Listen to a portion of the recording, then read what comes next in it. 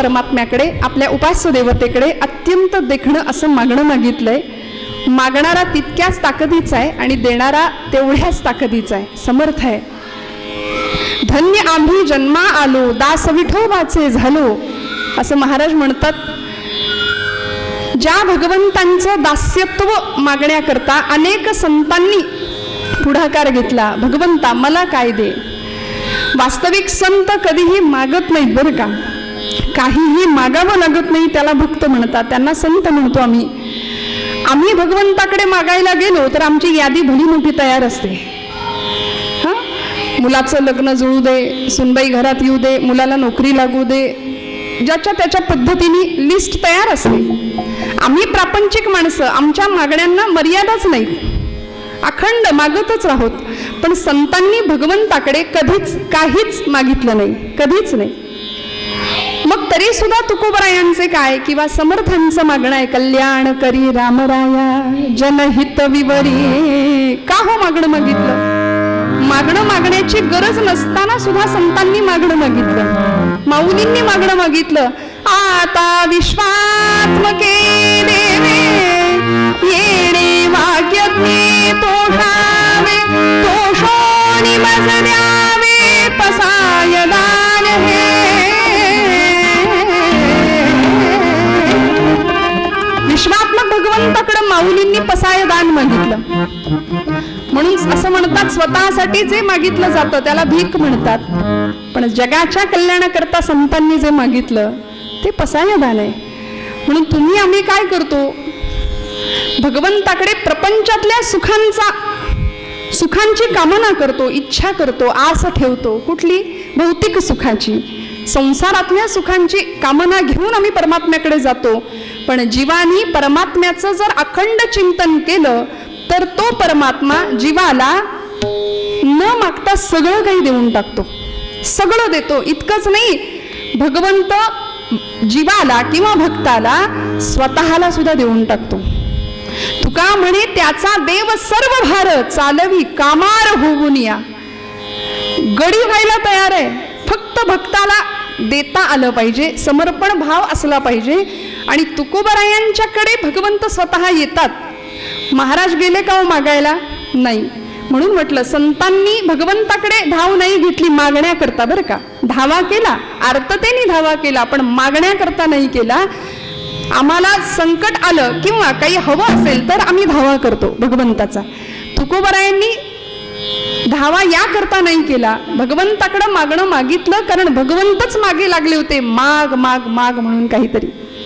कारण पिढीची परंपरा अशी होती, 8 पिढ्यांची विठ्ठल भक्तीची परंपरा, विश्वंभर बुवांपासून सुरू झालेली ही परंपरा, की ज्या विश्वंभर बुवांच्यासाठी भगवंतांनी स्वतः देहू गावामध्ये यावं आणि तिथे घराच्या मागे साक्षात मूर्ती मेळाव्यात विश्वंभर बुवांना मंदिर स्थापन करावं. का? वारीला जाता येत नाही. आपल्याला प्रसंग माहिती असेल, भोजन उरकलं आणि बिछाण्यावर अंग टाकलं, डोळ्यातनं पाणी वाहतंय, अशा वेळी पत्नीने विचारावं, काय झालंय, आज अस्वस्थ वाटता आहात, काय झालंय? त्यावेळी विश्वंभर बुवा सांगतात की हातपाय लटपटतायत, यंदा वारी घडणार नाही असं वाटतंय. तिने विचारावं, काय मिळतं असं वारीमध्ये? वारी केल्यानंतर असं मिळतं तरी काय? बुवा म्हणाले, ते जो करतो त्याला कळतं म्हणाले. घरी बसून वारीचं महत्व किंवा सुख कळणार नाही, अनुभवता येणार नाही. ब्रह्मानंद ज्याला म्हणावं असा आनंद ही सगळी भक्त मंडळी वारीमध्ये घेतात. आम्ही मात्र निश्चय करतो, यंदा नाही, पुढच्या वर्षी जाऊ, त्या वर्षी नाही जमलं, त्याच्या पुढच्या वर्षी जाऊ, पण वारी काही बऱ्याचदा घडत नाही. पण देहाने जरी वारी नाही घडली तरी मनाची वारी घडावी, भगवंतांच्या सतत सानिध्यात राहता यावं ही इच्छा तुमच्या माझ्या मनात असली पाहिजे. विश्वंभर बुवा म्हणतात, यंदा वारी घडणार नाही म्हणून वाईट वाटतंय, आणि त्याच अस्वस्थतेत डोळे मिटले. थोडासा डोळा लागला पहाटेच्या वेळी, भगवान पंढरीश परमात्मा स्वप्नामध्ये हजर आणि दृष्टांत दिला, बुवा तुम्हाला येता नाही आलं म्हणून काय झालं? उठा म्हणाले, मी आलोय देहूमध्ये. आणि भगवंत स्वतः देहूमध्ये हजर झाले. अमुक जागा सांगितलेली, त्या जागेवर विश्वंभर बुवा काही मंडळींना घेऊन गेले. खणलं, हाताने खणा म्हणाले, कुदळीने नको. माती बाजूला केली आणि कुणीतरी मुद्दाम आणून ठेवाव्यात अशा विठ्ठल रुक्मिणीच्या मूर्ती तिथे दिसल्या. मंदिर स्थापन झालं आणि त्या पिढीमध्ये जन्माला आलेले आमचे तुकोबाराय. पुढच्या काळात महाराजांचे आई वडील बोल्लोबा आणि आई कनकाई. बोल्लोबांचा तर असा भक्तीचं सामर्थ्य होतं, सावकारी होतीच, पण तरी सुद्धा हे बोल्लोबा ज्यावेळी पंढरपूरला जायचे आणि पांडुरंगाच्या समोर उभे राहायचे, तेव्हा पांडुरंगाने काय करावं, मान खाली घालावी, कटेवर हात, आणि मान खाली आहे कुणाची, देवाची. त्यावेळी रुक्मिणी आईसाहेबांनी विचारावं, मान का खाली घालताय? तेव्हा भगवंत म्हणायचे, अगं बघितलं नाही का, सावकार दारात आलाय. आणि तो असा तसा नाही, सावकार दारात आला की कर्जदाराने मान खालीच घालायची असते म्हणाले. कारण या मंडळींचं माझ्यावरती भक्तीचं ऋण, भक्तीचं कर्ज इतकं वाढलंय की त्याच्यातून उतराई व्हावं लागेल मला. मोरोपंतांची आर्य आहे, ऋण तरी मुठभर पोहे त्याच्या व्याजात हे मनगरी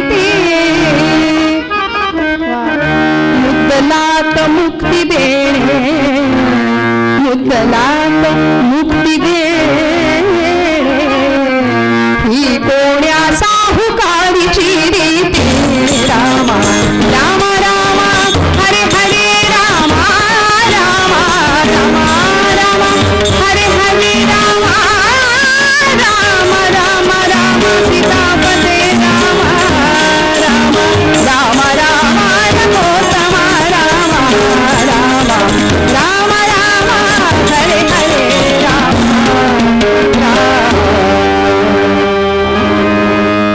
ही कोण्या साहुकारीची रीती. असा कुठला सावकार आहे की जो मुक्ती देऊन टाकतो मुद्दल म्हणून, व्याज म्हणून काय दिलं, हे मनगरी सुदाम्याला. आणि असा भगवंत भक्ताचं ऋण फेडण्याकरता व्याकुळ झालेला असतो. म्हणून तुकोबांच्या काळामध्ये तुकोबा दारात आले किंवा तुकोबांना भेटायला स्वतः भगवंतांनी जावं आणि विचारावं, तुकोबा काहीतरी मागा. तुमच्या अख्ख्या पिढीमध्ये कुणीच कधीच माझ्याकडे काहीच मागितलं नाही, हे तुमचं ऋण माझ्यावर वाढत चाललंय, तुम्ही तरी काहीतरी मागा. तुकोबा काय म्हणाले, म्हणले, देवा तू काय मला देणार रे, तू काय देणार मला, माझ्या वडिलांची मिराशी गा देवा. माझ्या वाडवडिलांची मिरास आहे, ऍसेट आहे, संपत्ती, आमच्याकडचं वारसा हक्काने आलेलं काय आहे माहितीये.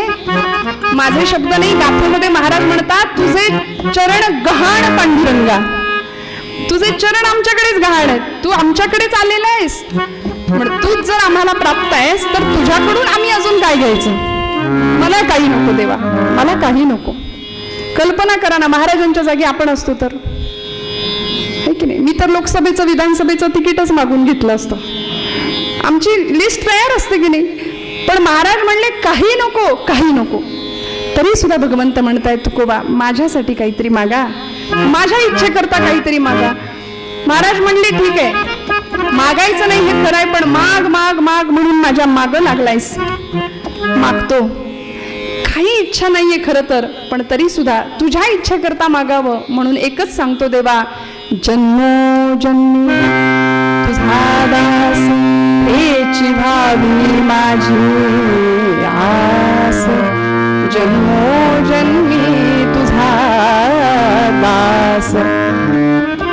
म्हणता म्हणता तुकोबारायांनी अशी लिस्ट देवापुढे ठेवली, नाही नाही म्हणता म्हणता काय मागणं मागितलं, हेची भावी माझी आस, जन्मोजन्मी तुझा दास. भगवंता हेची भावी चकार वापरला आणि मराठी भाषेमध्ये चकार हा निश्चय दर्शवतो. मला हेच हवंय, दुसरं काही नकोय.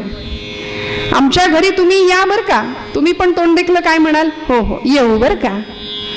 पण ज्यावेळी आम्ही निश्चयाने विचारू, सांगू उद्या आमच्या घरी यायचंच बर का, यायलाच हवं, तेव्हा मग तुम्ही म्हणा हो हो येऊच, येणारच. हा निश्चय सकारामध्ये व्यक्त होतो की नाही. त्यामुळे तुकोबा म्हणतात दुसरं काही नको, म्हणून हेची दान दे गा देवा, दुसरं काही नको.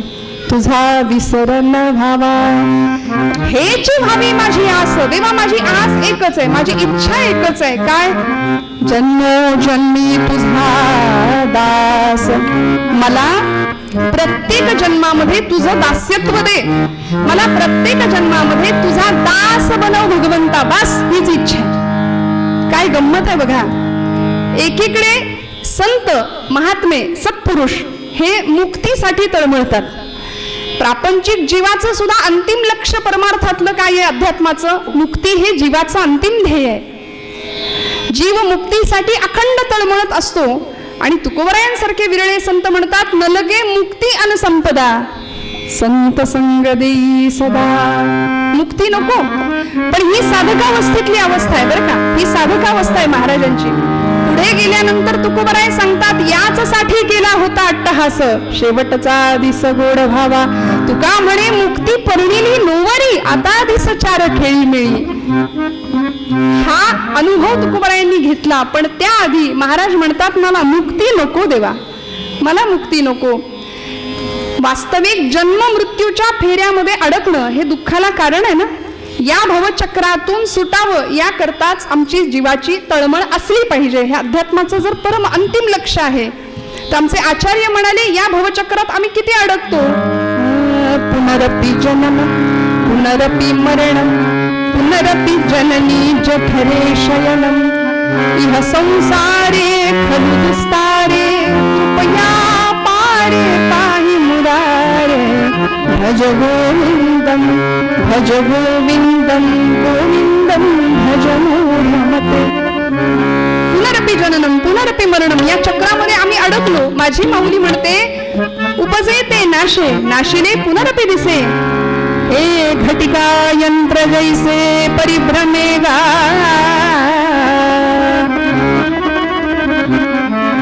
घटिका यंत्र, कुणाचं आयुष्य तास काट्यासारखं आहे, कुणाचं मिनिट काट्यासारखं आहे, कुणाचं सेकंद काट्यासारखं आहे. आत्ता होता, आत्ता एवढ्यात आम्ही काल एकत्र बोललो, चहा घेतला, आता नाही येत. घटिका यंत्र जैसे परिभ्रमेगा. त्यामुळे जन्माला आलाय त्याचं मरण अटळ आहे, निघून जायचंच आहे. जन्म मृत्यू याचंच तर नाव संसार आहे. आणि संसार हा दुःखाला कारण आहे, संसार हा दुःखमूळ आहे. जन्म मृत्यूच्या चक्रामध्ये आम्ही अडकतो. जन्म घेणे लागे वासनेच्या संगे, ही वासना आम्हाला पुन्हा पुन्हा जन्म घ्यायला भाग पाडते. आणि आम्ही मग या भवसागरामध्ये, या दुःखाच्या महासागरामध्ये गटांगळ्या खात राहतो. महाराजांना हे ठाऊक नव्हतं का?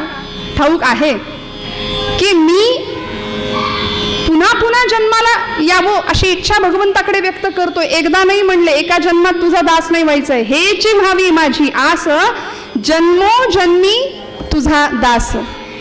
प्रत्येक जन्मामध्ये भगवंता तुझं दास्यत्व मला मिळालं पाहिजे. जन्मोजन्मी तुझा दास. मग महाराजांनी असं का मागितलं असेल हो? जन्मोजन्मी तुझा दास असं का मागितलं असेल? कारण भगवंताकडून प्राप्त होणाऱ्या दास्यत्वामध्ये ते दासत्वाचं सुख इतकं सुंदर असावं की जन्म मरणाचं दुःख त्यापुढे काहीच नाही वाटणार. जन्म मरणाच्या दुःखापेक्षा कित्येक पटींनी दास्यत्वाचं सुख महाराजांना श्रेयस वाटतं, मोठं वाटतं. म्हणून महाराज म्हणतात, हेची व्हावी माझी आस, जन्मोजन्मी तुझा दास. काय मागितलं? दास. नवविधा भक्तीमध्ये श्रवण भक्तीपासून सुरुवात करतात भागवतकार. श्रवणम कीर्तनम विष्णू स्मरणम पादसेवनम अर्चनम वंदनम दास्यम सख्यम आत्मनिवेदनम. नवविधातल्या भक्तींमध्ये दास्य भक्तीचं अत्यंत महत्व आहे की जिथे भगवंत आणि भक्ताचं नातं हे मालक आणि नोकराचं आहे. आणि मग ते दास्यत्व स्वीकारत असताना फक्त कर्मेंद्रिय नाही, ज्ञानेंद्रियच नाही, तर ज्ञानेंद्रिय, कर्मेंद्रिय, मन आणि बुद्धी या सगळ्यासह भगवंताशी शरणागती आहे. त्या भावाने समर्पण करायचंय. मी माझं हा विषय नाही. ममता आणि अहंता या दोन शब्दांना, या दोन गोष्टींना इथे थाराच नाही. सगळं समर्पण भगवंताच्या चरणावर करायचंय. ही दास्य भक्ती आहे, हा दास्य भाव आहे. तुकोबराय म्हणतात, असं दास्यत्व तू मला दे भगवंता, असं दास मला तू बनव. आमच्या समर्थांनी सुद्धा याच दासाची लक्षणं दासबोधामध्ये, मनोबोधामध्ये अनेक ठिकाणी सांगून दिली. जगी धन्य तो दास सर्वोत्तमाचा, प्रभूचा रामरायाचा लाडका दास कोण असावा, कसा असावा याचा उहापोह समर्थांनी सुद्धा आपल्या वाङ्मयात केला. मग हे दास्यत्व नेमकं काय आहे? दासोहम ही एक वृत्ती आहे श्रोते हो. मी दास आहे, ही अवस्था आहे. मी दास आहे. दास्यत्व ही वृत्ती भगवंतापासून आपल्याला अभिन्न ठेवते. मी आणि देव वेगळा नाही. मग त्या दासोहम या शब्दामध्ये भगवंत काय करतो? एकदा का दास्यत्वाची भूमिका आम्ही घेतली की भगवंत काय करतो? भगवंताला चोरण्याची सवय एक नाही लहानपणापासून. तो चोर आहे लहानपणापासून. तो काय काय चोरतो? लोण्याची चोरी केली आहे, भक्तांच्या चित्ताची चोरी तो करतो. मग असा तो भगवंत या दासोहम या शब्दातला म्हणाले द चोरून घेतो, चोरतो. मग काय उरतं? दा निघून गेल्यानंतर काय उरतं? सोहम. मग दासोहम पासून सुरू झालेली आमची भक्ती कुठपर्यंत जाऊन पोहोचते? पूर्णविराम कुठे? सोहम वासुदेवम सर्वमिती, किंवा मी तो वासुदेव तत्वता. भगवंत ईश्वर सर्वभूतानां पण हृदयेषु तिष्ठती भ्रामयन् सर्वभूतानि यंत्रारूढानि मायया. भगवंताचं विश्वव्यापक अस्तित्व आहेच आहे. एको देवः सर्वभूतेषु गूढः सर्वव्यापी सर्वभूतांतरात्मा. उपनिषदकार सांगतात की भगवंत आहे इथे. मी तोच आहे, तो मी आहे. देव पहावयासी गेलो तेथे देवची होऊन ठेलो. हा अनुभव तुकोबरायांना मिळाला. पण ते अनुभवण्याआधी मला द्वैतातच राहायला आवडेल. नको आत्मस्थिती, नको ब्रह्मभाव. मी भक्त तू देव ऐसे करी. तुकोबराय म्हणतात अद्वैती तो माझे नाही समाधान. अद्वैती तो माझे नाही समाधान. अद्वैती तो माझे नाही समाधान.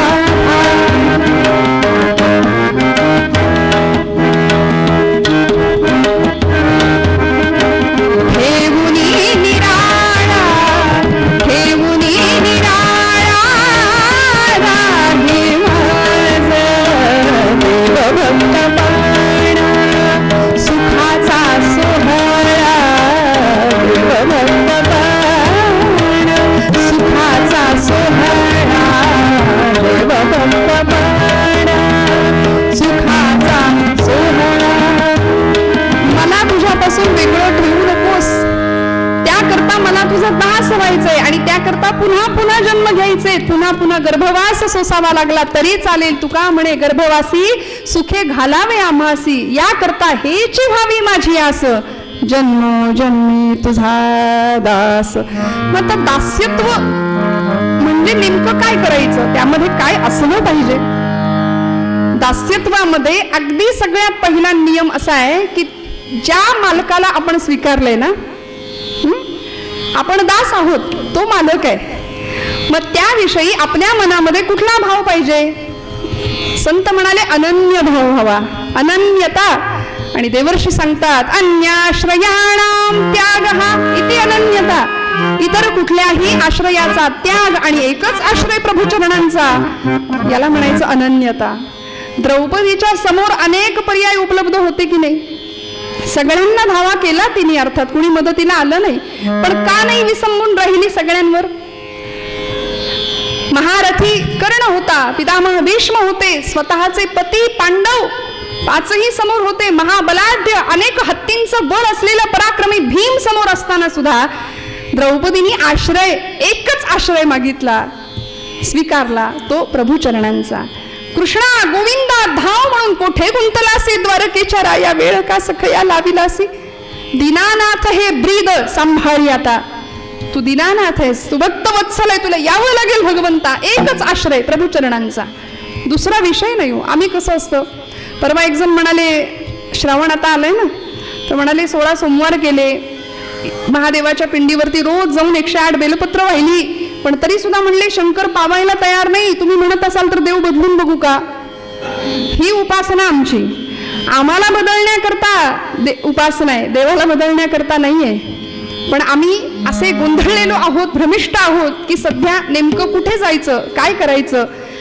वाट चुकलेली माणसं आम्ही आहोत. म्हणून आम्हाला योग्य मार्गावर आणतात आमचे संत. म्हणून तुकोबराय म्हणतात की मागणं काय मागायचं, कसं मागायचं, जन्मोजन्मी तुझा दास हेची व्हावी माझी आस. आणि दास्यत्वामध्ये जसा अनन्य भाव महत्वाचा आहे तसा निश्चय सुद्धा महत्वाचा आहे बरं का. बघा किती गोष्टी आहेत दास्यत्वामध्ये. अनन्यता, दुसरी गोष्ट आहे निश्चय. निष्काम निश्चळी विठ्ठली विश्वास पाहूनही वास आणि कांची महाराज म्हणाले. मग हा जो निश्चय आहे तो कुठे असला पाहिजे, तो आपल्या इष्टदेवतेप्रती असला पाहिजे, की तो सोडून दुसरं काही नाही, तो सोडून दुसरं काहीच नाही. तुकोबरायांना दुसरे देव नाही का हो दिसले. ब्रह्मदेवांना उपास देवता बनावी किंवा त्यांचं दास्यत्व मागावं तर म्हणाले ते यांच्याच नाभीतून आलेत, निर्माण झालेत, त्यामुळं यांचंच दास्यत्व मागूया. बरं महादेवांना उपास देवता किंवा त्यांचं दास्यत्व मागावं तर म्हणाले त्यांना यांनीच डोक्यावर घेतलंय. त्यामुळे एवढंच नाही, माझ्या भगवंतांचा मोठेपणा एवढा मोठा आहे की भक्तानं मारलेली लाथ सुद्धा भगवंत वत्सलांचन म्हणून भूषण म्हणून मिरवतो. मग असा भगवंत माझा आहे तर म्हणाले त्याचंच दास्यत्व स्वीकारूया. म्हणून जन्मोजन्मी तुझा दास हेची व्हावी माझी आस. काय मागतात तुकोबराय अजून. हे दास्यत्व कशामुळे निर्माण होईल. अभंगाच्या 3ऱ्या चरणात महाराज म्हणाले संत संग सर्व काळ अखंड प्रेमाचा कल्लोळ. मला काय दे भगवंता, जन्मोजन्मी हेची व्हावी माझी आस, जन्मोजन्मी तुझा दास एक. संत संग सर्व काळ अखंड मला संतांचा संग दे. आणि काय दे, अखंड प्रेमाचा कल्लोळ, अखंड प्रेम दे भगवंता. मग असा संतांचा संग प्राप्त व्हावा याकरता संतांच्या ठिकाणी आहे काय हो.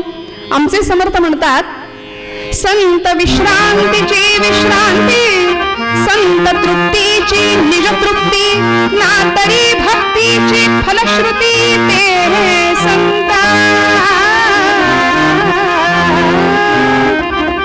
संत आनंदाचे स्थळ, संत सुखाची केवळ, नाना संतोषांचे मूळ ते संत. संत आनंदाचे खरा विसावा, खरी तृप्ती, खरी विश्रांती जर हवी असेल तर आम्हाला संतांच्या जवळ गेलं पाहिजे. म्हणून महाराज म्हणाले संत संग सर्व काळ अखंड प्रेमाचा कल्लोळ. आणि काय हो, संतांची या गावी प्रेमाचा सुकाळ नाही, तळमळ दुःखलेश. दुःखही नाही आणि क्लेशही नाही, कुठलेच याला थाराच नाही हो संतांच्या चरणाशिवाय. त्यामुळे भगवंतांच्या जवळ जायचं असेल तर म्हणाले आधी संत सहवास द्या भगवंता. संत संग सर्व काळ अखंड प्रेमाचा कल्लोळ, पंढरीचा वार वारी चुकवणे मागणं असं दिव्य आहे. पंढरीचा वारकरी बनव म्हणाले भगवंता मला.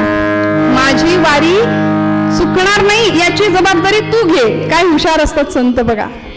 माझी वारी चुकू देणार नाही याची जबाबदारी तू घ्यायची. तू माझी वारी घडव. प्रत्येक कर्म भगवंताला अर्पण केलं जावं, प्रत्येक कर्म भगवंत आपल्याकडून करून घेतो ही भावना असावी. आणि यापुढे जाऊन तुकोबरायांनी शेवटच्या चरणामध्ये असं मागणं मागितलं, चंद्रभागे स्नान तुका मागे हेची दान.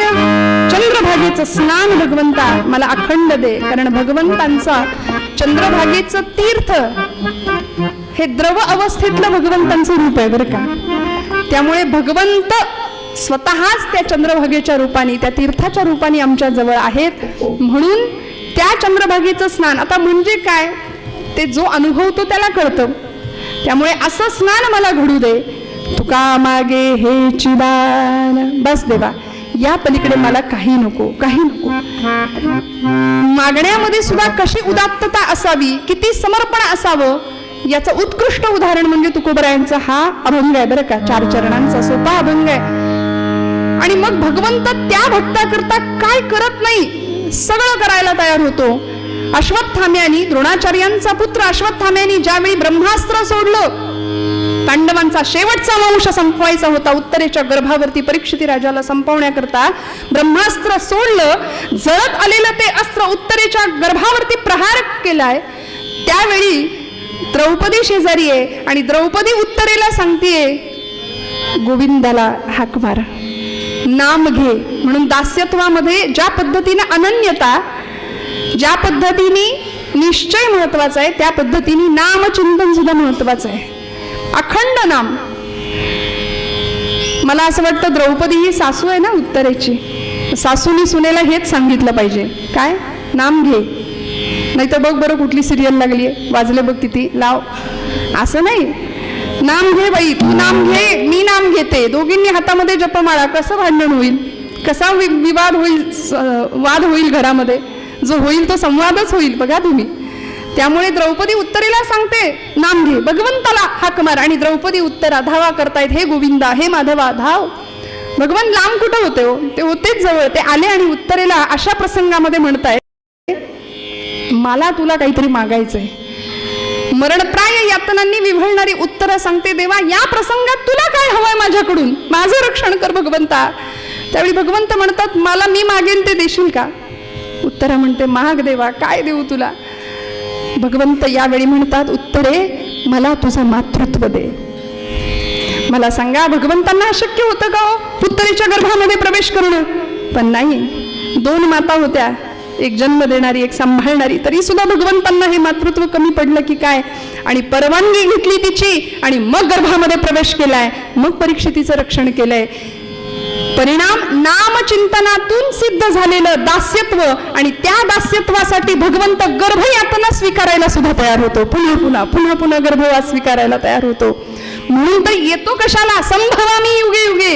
प्रत्येक युगामध्ये गर्भवास आहे, प्रत्येक युगामध्ये देव काय येतो तर तुमचं माझं दुःख दूर करण्याकरता. आणि असं दास्यत्व तुम्हाला मला कळावं याकरता तुकोबरायांचा हा अभंग. महाराज म्हणतात, पंढरीचा वार करी वारी चुकोने रंगात थांबते, हा आशय मनात राहावा म्हणून तुकोबरायांच्या अभंगाचा एकदा आठव करूया. आणि असा कोण भक्त होता की ज्याच्याकरता भगवंत सुद्धा व्याकुळ झाला, त्या भक्ताचं चरित्र उत्तर भागामध्ये बघूया. हाताने टाळी वाजवा, मुखाने गोड गळ्याने नाम घेऊया. आणि हा नामाचा आनंद आजच्या दिवशी कुणीही न चुकवता भगवंताच्या चरणी आपलं नामचिंतन वाहूया. सगळ्यांचा आवाज येऊ द्या, मोकळ्या मनाने आणि मोकळ्या गळ्याने गा. सगळ्यांचा आवाज येऊ द्या. रंग रंग पांडुरंग, रंग विठ्ठला, रंग विठ्ठला बोला.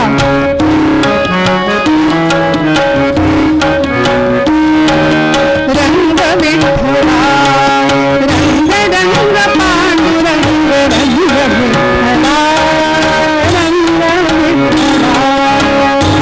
टाळी वाजवा, आवाज येऊ द्या टाळीचा, बोला बोला. रुक्मिणी समेता पंढरीनाथा, रुक्मिणी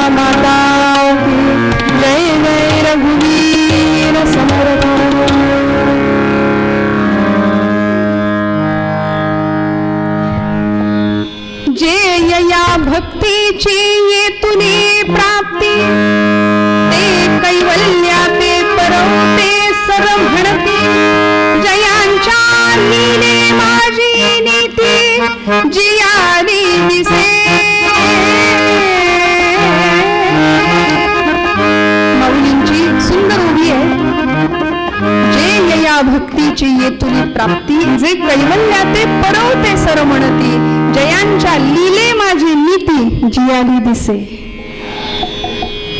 ज्यांच्या सहज वर्तनामध्ये सुद्धा जगाला नीतीचेच पाठ मिळतात, अनुभवायला येतात, असे संत असतात बरं का. म्हणून म्हणतात की विचारांना आचरणाचं तारण असावं लागतं.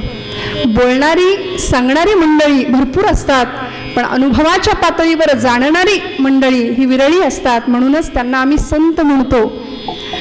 प्रत्यक्ष त्या गोष्टीचा अनुभव संत घेतात आणि मगच बोलतात. अनुभवाविण मान हलवू नको रे सोहिरवनात सांगतात. आणि असा भक्तीचा अत्युच्च सुंदर असा अनुभव कुणाला मिळाला हो? काय झालं? मगाशी आपण ऐकलं, उपनिषदकारांनी सांगितलंय सर्व व्यापी सर्व भूतांतरात्मा, सगळीकडे परमात्मा आहे. आम्ही कीर्तनकार मंडळी सांगतो, सगळेजण सांगतात देव सगळीकडे, देव सगळीकडे, देव सगळीकडे, कशाला पंढरपूरला जायला हवं. पण असं असताना अनुभव आम्ही घेत नाही की देव आमच्या जवळ आहे. असता तर तुमच्या माझ्या हातून नैवेद्य स्वीकारला असता. नामदेवांच्याच हातून का स्वीकारला? तुमच्या माझ्या हातून देव नैवेद्य स्वीकारत नाही, कारण आम्ही देव जेवत नाही म्हणून रडत नाही. नामदेव महाराज रडले हो. मला सांगा ना, खरंच आमच्या डोळ्यात पाणी येतं का? आज आषाढीचा उपवास केला आम्ही, देवांना नैवेद्य अर्पण केला, मंडल केलं, ताट ठेवलं, पाणी फिरवलं, काढून घेतला. खाल्ला का त्यांनी? स्वीकारलं का त्यांनी? नाही ना. आमच्या पोटचं लेकरू जेवलं नाही की आम्ही रडतो, आमच्या डोळ्यात पाणी येतं. पण माझा पांडुरंग जेवला नाही, माझं उपास्य दैवत आज माझ्याकडून जेवलंच नाही, म्हणून आम्ही रडलो का? म्हणून म्हटलं आम्ही लबाड भक्ती करतो. पण संतांची भक्ती अशी नव्हती हो. विचारांना आचरणाचं तारण होतं, अनुभव घेतला होता, अनुभव सिद्ध भक्ती होती. आणि अशी भक्ती होती की ज्या भक्ती करता तो भक्त नाही कधी गेला पंढरपूरला, पण देव भावे लाचावला या न्यायाने भगवंतालाच यावं लागलं त्याच्याकडे. कोण होता हो? अरण गावचा भक्त सावता, अरण गावचा भक्त सावता,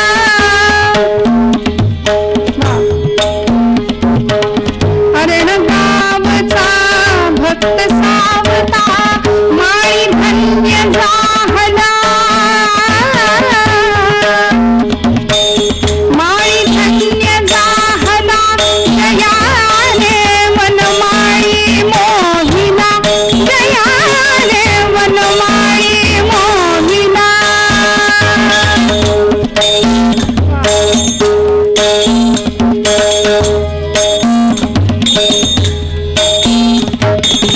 विश्वी भरला विश्वंभर तो,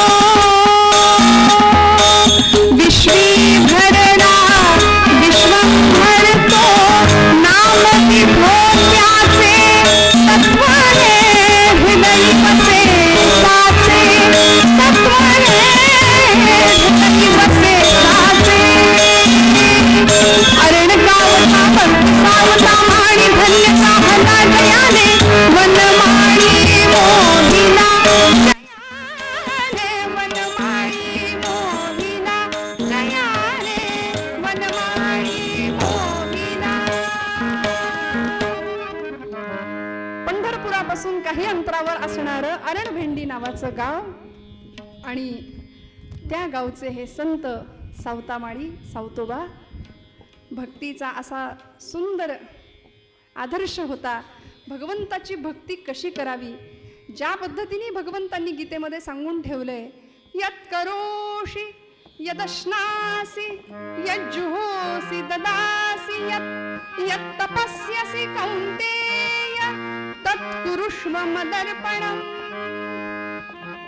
आपण जे जे कर्म करू ते प्रत्येक कर्म ते सत्कर्म भगवंताला अर्पण केलेलं असावं. अर्पण करतोय या भावनेने करावं. आणि हे भगवंतांचं सांगणं तंतोतंत ज्यांनी आचरलं असे आमचे सावतोबा, की ज्या अरण गावामध्ये त्यांचं वास्तव्य आहे. पंढरपुरापासून काही अंतरावर असलेलं हे गाव, हजारो शेकडो किलोमीटर प्रवास करून सुद्धा काही मंडळी पायपीट करत पंढरपूरला पोहोचतात आषाढीच्या दिवशी. आणि हे संत मात्र गळ्यामध्ये तुळशीची माळ आहे, कपाळाला बुक्का आहे, अखंड विठ्ठलाचं स्मरण आहे, आणि असं असताना सुद्धा पंढरपूरला कधीच नाही गेले. का हो? कारण याचं उत्तर आहे, जे कर्म केलं त्या कर्मामध्ये भगवंत पाहिला. जळी स्थळी काष्ठी पाषाणी प्रत्येक ठिकाणी भगवंताचं अस्तित्व अनुभवलं. मोरोपंत सांगतात त्या पद्धतीनं, भू जल तेज समीर ख रवी शशी काष्ठादिकी असे भरला, स्थिर चर व्यापुनी अवघा जो जगदात्मा दशांगुने उरला. हा अनुभव ज्यांनी घेतला असे आमचे सावतोबा. काय व्यवसाय होता? माळी होते, हिरवागार मळा फुलवलेला, पांडुरंगाच्या भक्तीचा तो मळा. कांदा मुळा भाजी, कांदा मुळा भाजी, काय भाव होता हो? कांदा मुळा भाजी, कांदा मुळा भाजी, कांदा मुळा भाजी, कांदा मुळा भाजी, अवघी विठाई माझी, अवघी विठाई माझी, अवघी विठाई माझी, अवघी विठाई माझी.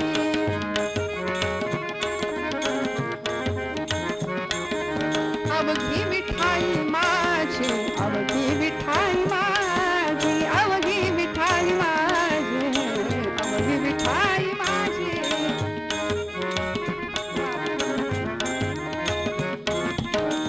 लसूण मिरची कोथिंबिरी, लसूण मिरची कोथिंबिरी, अवघा झाला माझा हरी, अवघा झाला माझा हरी.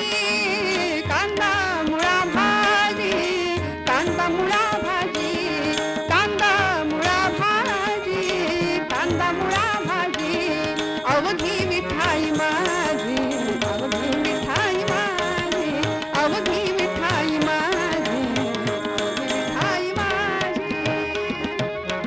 सावत्याने केला मळा विठ्ठल पायी. काय भगवंतांची भक्ती होती हो.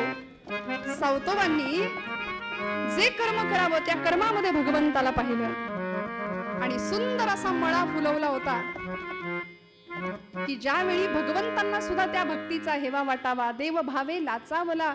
भगवंतांना वाईट नाही वाटलं, सावतोबा जवळ असून सुद्धा मला भेटायला येत नाहीत. पण रुक्मिणी देवींना राहवलं नाही.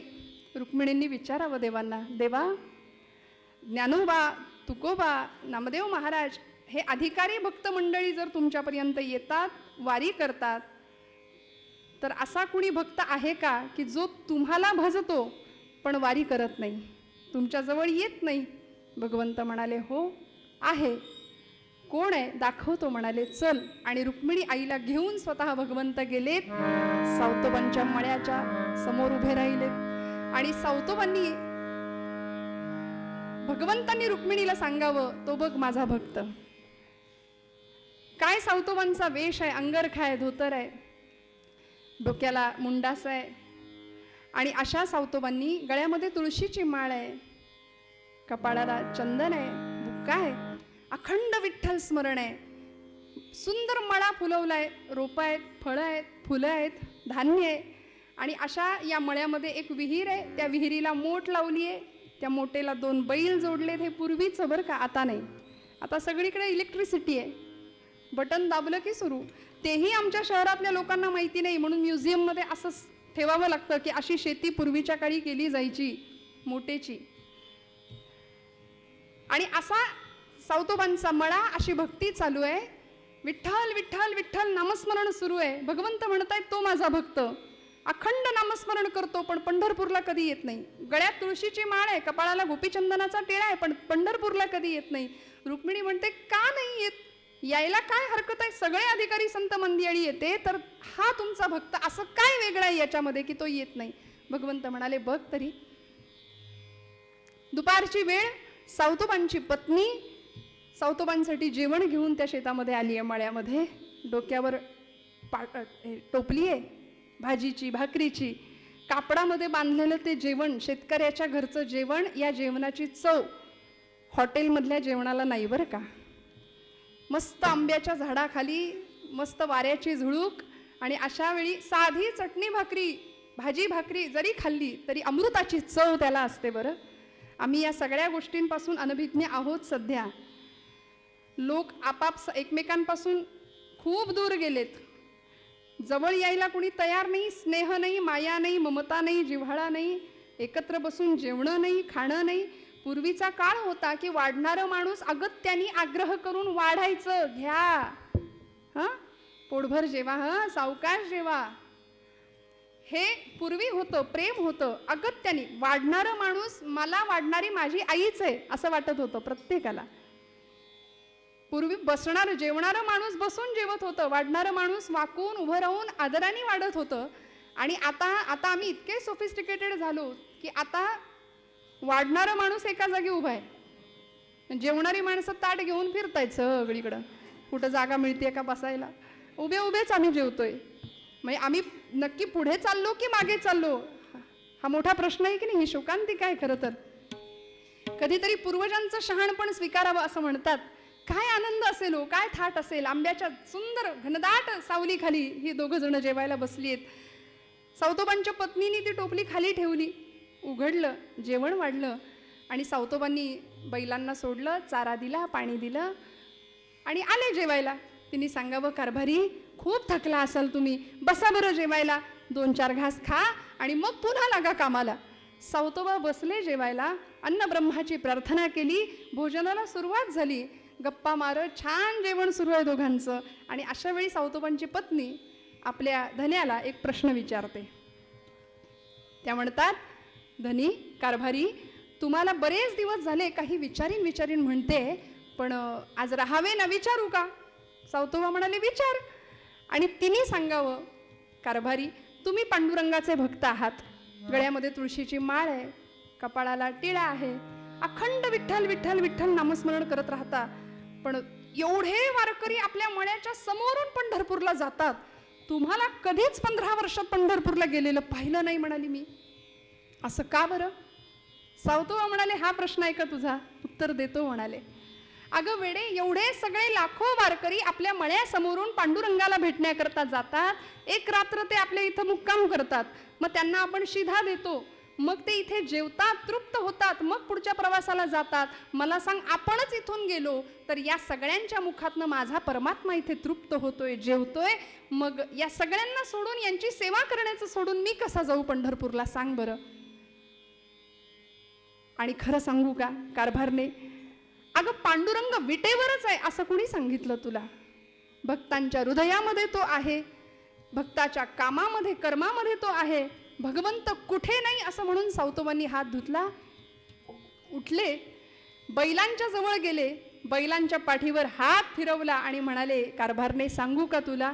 सारे ग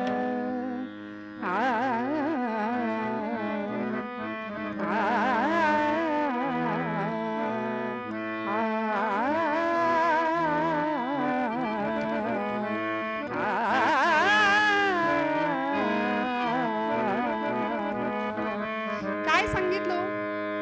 बैलांच्या पाठीवर हात फिरवला आणि सावतोबा आपल्या बायकोला सांगतायत, विठ्ठल विठ्ठल विठ्ठल, माझा विठ्ठल कुठे सांगू का?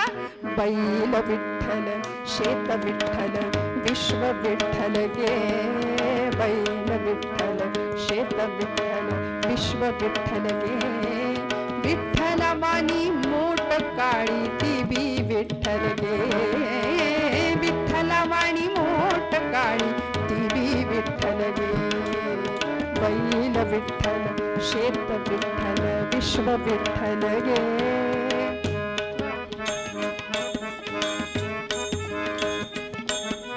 विठ्ठलवाणी मोठ काळी ती बी विठ्ठल गे. विठ्ठलवाणी मोठ काळी. काय सांगू तुला? पोपटला घुमोर मैना चिमणी विठ्ठल गे. पोपटला घुमोर मैना चिमणी विठ्ठल गे.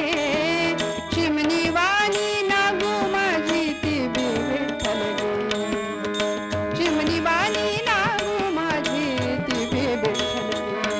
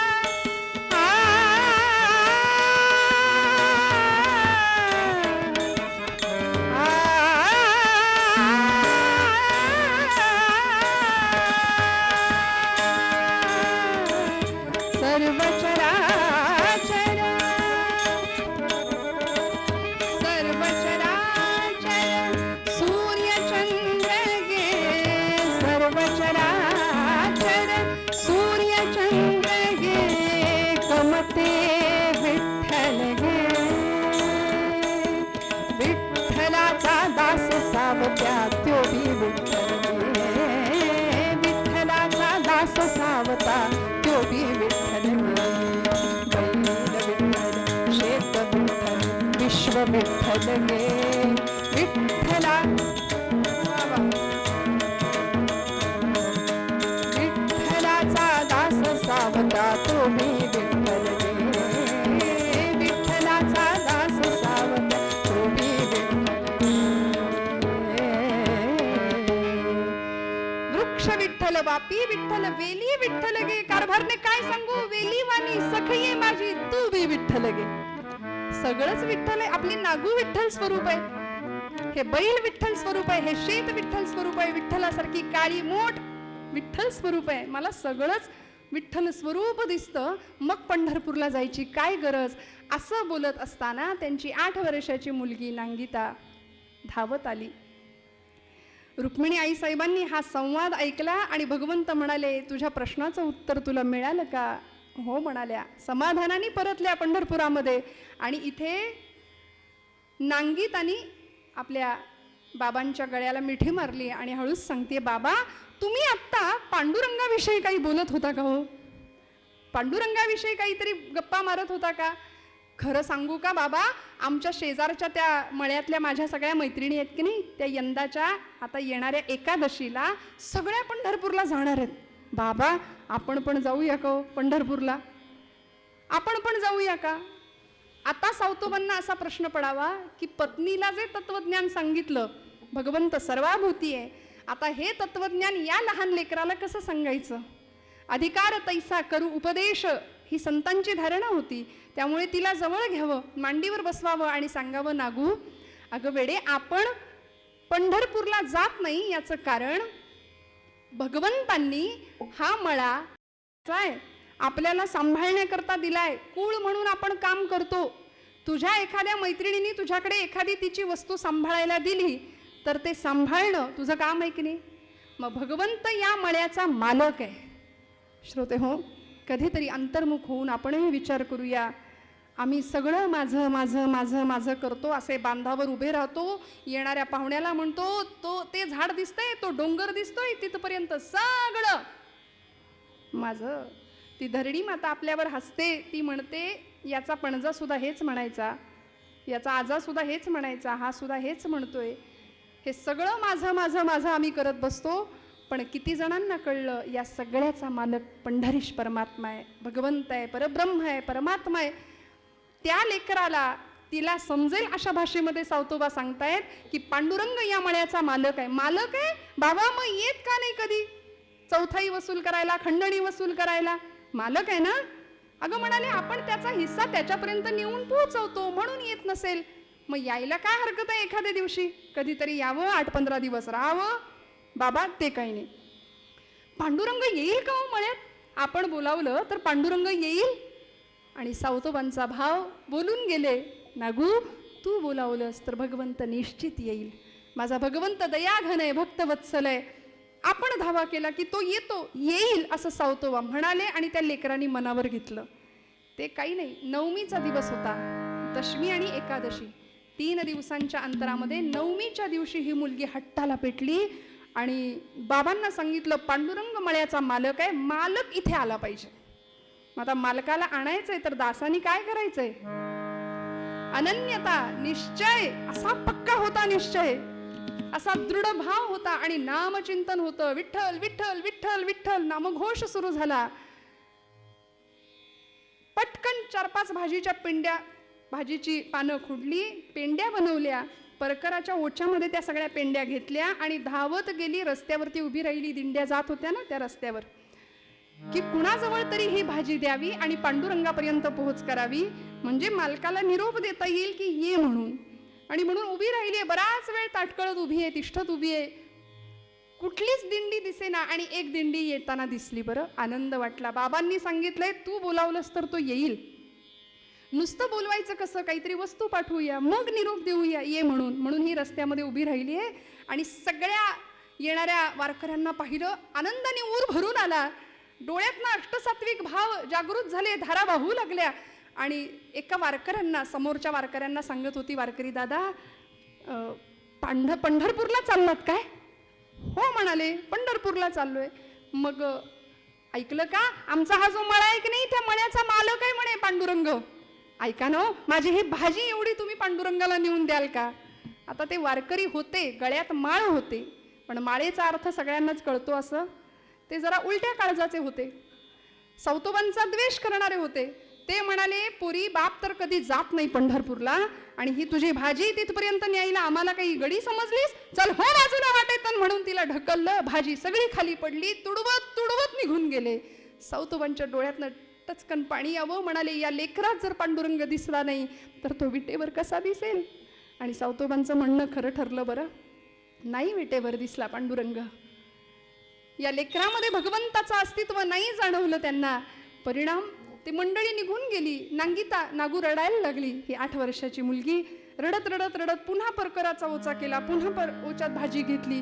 सौतोबांना मिठी मारावी. सौतोबा म्हणाले, रडू नको बाळा, काहीतरी खाऊन घे. नाही, खाणार नाही. पांडुरंग जोपर्यंत मळ्यात येत नाही तोपर्यंत मी अन्नाचा कण आणि पाण्याचा थेंब सुद्धा घेणार नाही, नाही जेवणार. आणि ते लेकरू, नवमी संपली, दशमी उजाडली, 2 दिवस झाले उपाशी आहे. काय करायचं? दुसऱ्या दिवशी पुन्हा एकदा रस्त्यामध्ये उभी आहे, पुन्हा वारीची वाट पाहतीये, दिंडी येते का एखादी. आणि आता मात्र सहृदय दयागण भगवंत हेलावले. नाही पाहवलं भक्ताची तळमळ. आणि भगवंत स्वतः वारकऱ्याच्या वेशामध्ये दाही दिक्पालांना वारकरी म्हणून उभं केलं. स्वतः मृदंग घेऊन हातामध्ये उभे आहेत आणि निघाले. आपलंच नाव आपल्याच मुखाने घेतायत. जय विठ्ठल जय हरी विठ्ठल, जय विठ्ठल जय हरी विठ्ठल, जय विठ्ठल जय हरी विठ्ठल, जय विठ्ठल बाबा, जय विठ्ठल जय हरी विठ्ठल, जय विठ्ठल जय हरी विठ्ठल, जय विठ्ठल जय हरी विठ्ठल. कीर्तन सूर्य हरिभक्तीपरायण दत्तदास बुवा घाग यांनी एवढी बहार या आख्यानामध्ये केली आहे की कुणालाही, कुठल्याही कीर्तनकाराला हे आख्यान माहिती नाही किंवा जसंच्या तसं पाठ नाही असं नाहीये. काय सुंदर दादा म्हणायचे, चंद्रभागे तीरी करताल करी झाला वारकरी, हा झाला वारकरी रंगला भजनी हा श्री हरी, रंगला भजनी हा श्री हरी. जय विठ्ठल जय हरी विठ्ठल, जय विठ्ठल जय विठ्ठल जय हरी विठ्ठल, जय. स्वतः अनंत कोटी ब्रह्मांड नायक दिंडी घेऊन समोर उभे आहेत. आणि ही नागू रस्त्यावर उभी आहे. आधी असं म्हणतात, दुधाने तोंड भाजलं की ताक सुद्धा माणूस फुंकून पितो. आधीचा अनुभव वाईट होता, म्हणून थोडं सावधपणे समोर गेली आणि विचारलं, वारकरी दादा पंढरपूरला निघालात ना? हो म्हणाले. माझं एक काम कराल का? काय काम आहे बाळा? अहो, आमचा हा जो मळा आहे ना, त्या मळ्याचा मालक म्हणजे पांडुरंग आहे. त्याला ही भाजी एवढी नेऊन पोहोचवता का, देता का? स्वतः अनंत कोटी ब्रह्मांड नायकांनी तिच्या हातातली भाजी घ्यावी. म्हणाले, बाळा अगं भाजी तर दिलीस, पण वस्तू देताना वस्तूबरोबर काहीतरी निरोप असतो. तो काही निरोप आहे का? तिला इतका आनंद झाला. ती म्हणाली, काका किती दयाळू आहात तुम्ही, दादा किती छान आहात तुम्ही, अगदी आमच्या पांडुरंगासारखे आहात म्हणाले दयाळू. भगवंत म्हणले, हिने ओळखलं की काय आपल्याला, मेकअप चुकलं की काय? आणि त्यावेळी तिने सांगावं, भगवंता वारकरी दादा ही भाजी घ्या. आणि निरोप एवढाच आहे, निरोप असा आहे की पांडुरंगाला म्हणाव कधीतरी ये एकदा मळ्यामध्ये, मालक आहेस ना, अरे मग कधीतरी बघ काम कसं चालू आहे. आणि एकटा येऊ नको म्हणाव बरं का, एकटा येऊ नको म्हणाव, सोबत रुक्मिणी आईसाहेबांना घेऊन या. आणि नुसते आणू नका, त्यांना असं सांगा की मी तुम्हाला कसलंही काम पडू द्यायची नाही, माझ्या बाबांना सांगून उत्तम झोपडी बांधून देईन, रोज मोगऱ्याच्या फुलांचा गजरा सुद्धा करून देईन, सांगाल ना निरोप. म्हणून पांडुरंग परमात्मा निघाले पुढे. आणि हिच्या काय मनात आलं, म्हणाली, ओ दादा थांबा म्हणाली, आता तुम्ही जाणार तिकडे पंढरपुरात, एवढी गर्दी, त्या गर्दीमध्ये तुम्ही माझा निरोप तिथपर्यंत पोहोचवणार. आणि जर पांडुरंगाच्या लक्षातच नाही राहिलं तर काय करायचं, त्यापेक्षा असं करा, तुम्ही जा आणि माघारी येताना तुम्ही तुमच्या बरोबर घेऊनच या म्हणाले पांडुरंगांना, भगवंतांना आणि आई रुक्मिणीला. भगवंत निघाले हो. आणि हिला एवढा आनंद झाला. बाल सुलभ स्वभाव, भाव असा विलक्षण होता. आणि सावतोबांनी सांगितल्याप्रमाणे भगवंत येईल त्या शब्दांवर विश्वास ठेवला होता, निरोप व्यवस्थित पोचणार याची खात्री झाली होती आणि ही नाचायला लागली अक्षरशः. सगळ्यांना सांगायला लागली, मैत्रिणींना सांगायला लागली, शेजारच्या सगळ्या मित्रांना सांगायला लागली, आता येईल, आता येईल, आता येईल आमचा धनी, आता येईल, आता येईल, आता येईल, आता आता आता येईल, आता येईल आमचा धनी, पंढरपूर सोडून शारी. बाबा पांडुरंग येणार, मळ्याचा मालक येणार म्हणून नाचायला लागली. हो क्या बात. पंढरपूर सोडून शानी, पंढरपूर सोडून शानी, आता येईल, आता येईल, आता येईल आमचा धनी.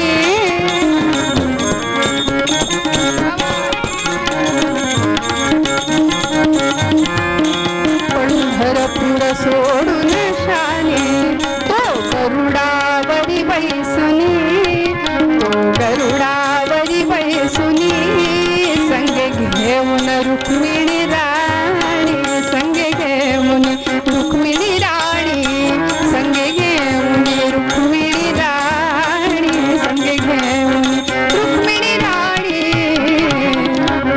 भगवंत येणार, पांडुरंग येणार म्हणून नाचायला लागली. आणि बघता बघता उपवास केलेल्या या मुलीनी नवमी, दशमी आणि एकादशीचा दिवस उजाडला. हो वाट पाहते, भगवंत येणार, भगवंत येणार, पण लेकराच्या पोटात अन्नाचा कण नाही, पाण्याचा थेंब नाही. संकल्प निश्चय असा होता की भगवंत आल्याशिवाय जेवणार नाही, भगवंत आल्याशिवाय पाण्याच्या थेंबाला स्पर्श करणार नाही. 8 वर्षाची लेक, सावतोबांना बघवलं नाही लेकीकडे, डोळे खोल गेले, पोट खपाटीला गेलं होतं, चेहरा निस्तेज पडला. पोरीला उचलून घेतलं आणि सावतोबांनी भगवंताची करुणा भाकावी. पांडुरंगा, मी शब्द दिला भगवंत येतो म्हणून, तिने तुझी करुणा भाकली. भगवंता, तू तिला सांगून गेलायस येतो म्हणून, तुला यावं लागेल, तुझा शब्द तुला राखावा लागेल. पांडुरंगा हाक मारली आर्त भावानी. आणि इकडे पंढरपुरामध्ये एकादशीचा दिवस, ही वारकऱ्यांची गर्दी, सगळी मंडळी जमलेली आहेत. नामदेवांचं कीर्तन चंद्रभागेच्या वाळवंटामध्ये रंगलेलं आहे. आणि नाचू कीर्तनाचे रंगी ज्ञानदीप लावू जगी या न्यायाने नामदेव महाराज कीर्तनाला उभे आहेत. स्वतः पांडुरंग कीर्तनामध्ये नाचावा हा अलौकिक अधिकार ज्यांचा होता असे नामदेव महाराज. सागमनी सानी दम गम गम सा, कीर्तनाचा गजरा होतो, कीर्तनाचा गजरा होतो, संत भार पंढरीत, संत भार पंढरीत, संत भार, संत भार पंढरीत. रंग भरे कीर्तनात, रंग भरे कीर्तनात. भगवंत कीर्तनात नाचत होते. नामदेवांच्या कीर्तनाचा असा रंग होता. पण अचानक भगवंतांची मूर्ती दिसतीये, पण मूर्तीतलं चैतन्य दिसेना. अधिकारी संतांना कळावं, पांडुरंग गेला कुठे. विटेवर पांडुरंग आहे, मूर्ती आहे, पण मूर्तीतलं चैतन्य नाहीये. भगवंत गेला कुठे, कुणाला विचारावं, कोण तेवढ्या अधिकाराचं आहे. नामदेव महाराज म्हणले, माझा ज्ञाना सांगू शकतो, आमचे ज्ञानदेव महाराज सांगू शकतात की भगवंत नेमका कुठे. सखा विरळा ज्ञानेश्वर, सखा विरळा ज्ञानेश्वर, नामयाचा जोची भार, नामयाचा जोची भार, जोची भार, संत भार पंढरीत, संत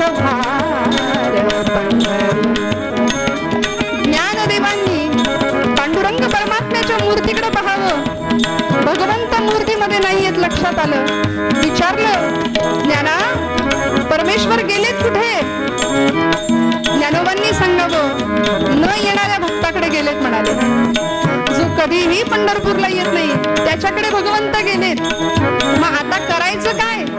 आमच्या जनाबाई सांगतात, भगवंताला आपलंसं करायचं असेल तर ऐशा संता शरण जावे, ऐशा संता शरण जावे, जनी म्हणे त्याला ध्यावे, जनी म्हणे त्याला ध्यावे, त्याला ध्यावे.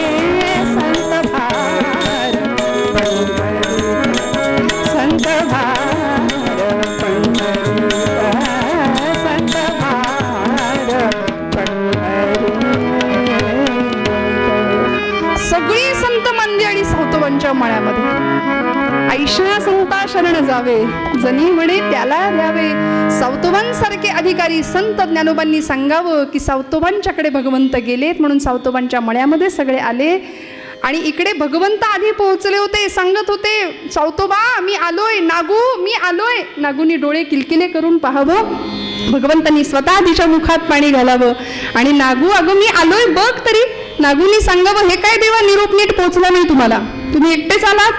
रुक्मिणी आई कुठे आहे? मी सांगितलं होतं तुम्हाला तिला पण घेऊन या म्हणून. अगं कुठली रुक्मिणी, कुठलं काय, माझ्या मागे चोर लागलेत म्हणाले, मला कुठेतरी लपवा. सावतोबा म्हणाले, कुठे लपवू, माळ्यावर बसता का जाऊन? नाही म्हणले, शोधून काढतील. मग मळ्यात जाता का? नाही म्हणाले, शोधून काढतील. मग कुठे लपवू? भगवंता माझ्या या हृदया व्यतिरिक्त तुम्हाला लपवायला माझ्याकडे दुसरी कुठलीच जागा नाही. आणि म्हणून कथा आम्हाला सांगते, सावतोबांनी विळा घेतला, छाती चिरली आणि भगवंताला आत बसवलं. पण या सगळ्या कोड्याचा अर्थ आम्हाला भगवंत सुद्धा सांगतात, ईश्वर सर्वभूतानां हृदयेषु तिष्ठती, भ्रामयन् सर्वभूतानि यंत्रारूढानि मायया. आमच्या जनाबाई कोड सोडवतात, हृदयबंदी खाना केला आत विठ्ठल कोंडीला. आमचे तुकोबराय कोड सोडवतात, साठविला हरी जिही हृदय मंदिरी, त्यांची सरली येर झार झाला सफल व्यापार. या हृदय मंदिरामध्ये कर्म ज्ञान भक्ती वैराग्य या 4 फाळ लावलेल्या नांगरांनी जमीन सुपीक केली, सिंहासन तयार केलं आणि तिथे म्हणाले भगवंताला बसवलंय, प्रतिष्ठित केलंय. आणि असा भगवंत सावतोबांच्या हृदयात होता. पण कथा गोड आहे, ज्यावेळी सगळी मंडळी आली, सगळे सांगतायत, सावतोबा पांडुरंग कुठं आहे, पांडुरंग कुठं आहे, इथे आलाय आम्हाला ठाऊक आहे. सावतोबांनी विनवण्या कराव्या, भगवंता या आता दर्शन द्या. नामदेव महाराज सावतोबांना म्हणतात, सावतोबा की माळी काम तुम्हाला उत्तम जमेल, पण म्हणाले शिवण कामातली चूक माझ्या लक्षात आली आहे, तो शेला बाहेर राहिलाय देवाचा, टिप्पण घालायला जरा कमी पडलंय, चुकलंय. आणि तो हिरवा शेला म्हणजे सावतोबांचा हिरवागार मळा होता. श्रोते हो, सगळीकडे व्यापून उरलेला तो भगवंत, त्याचं अस्तित्व सगळ्यांना कळावं, दिसावं, म्हणून सावतोबांनी सगळ्यांनी प्रार्थना करावी आणि भगवंताला विनवण्या केल्या, देवा या आता. नागू सहित सगळ्यांची कामना भगवंतांनी पूर्ण करावी. निराकार तो भगवंत उभा राहिला, प्रगट झाला, निराकार तो कसा प्रगटला, असा विटेवर उभय ठेविले हात कटेवर, पुतळा चैतन्याचा कानडा राजा पंढरीचा, कानडा राजा पंढरीचा, कानडा राजा पंढरीचा.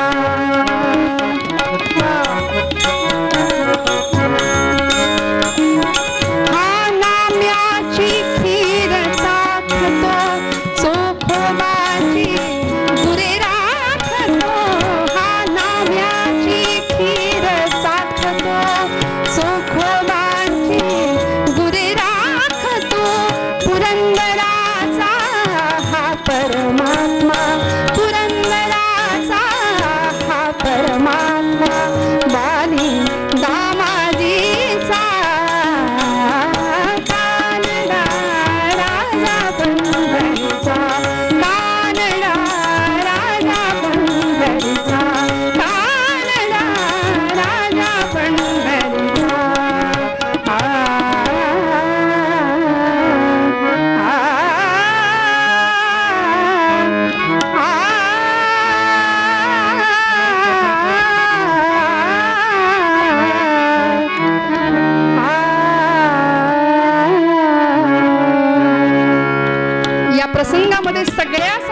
भगवंतांनी दर्शन दिलंच. सावतोबांना भगवंत म्हणतात, सावतोबा आजपासून सगळ्या दिंड्या पंढरपूरला येतील, पण पांडुरंगाची पालखी मात्र मळ्यात येईल बरं. हा भक्तीचा अधिकार सावतोबांना मिळाला. आणि या प्रसंगात भगवंत म्हणतात की भक्तीचं ऋण वाढलं म्हणून मी आलोय तुझ्याकडे, मागा काय हवंय. सावतोबा म्हणाले, देवा खरंच काही नको, काही नको. तरी पण म्हणाले माझ्याकरता मागा. आणि सावतोबांनी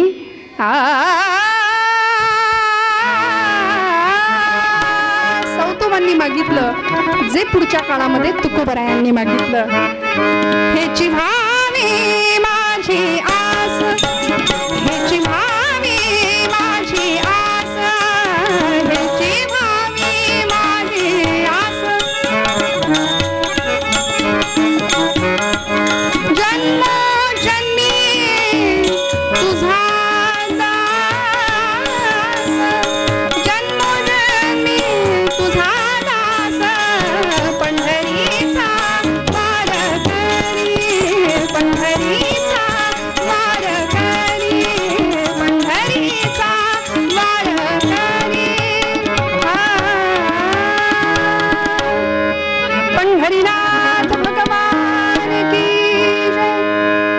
सेवा भगवंत चरणावर अर्पण करते.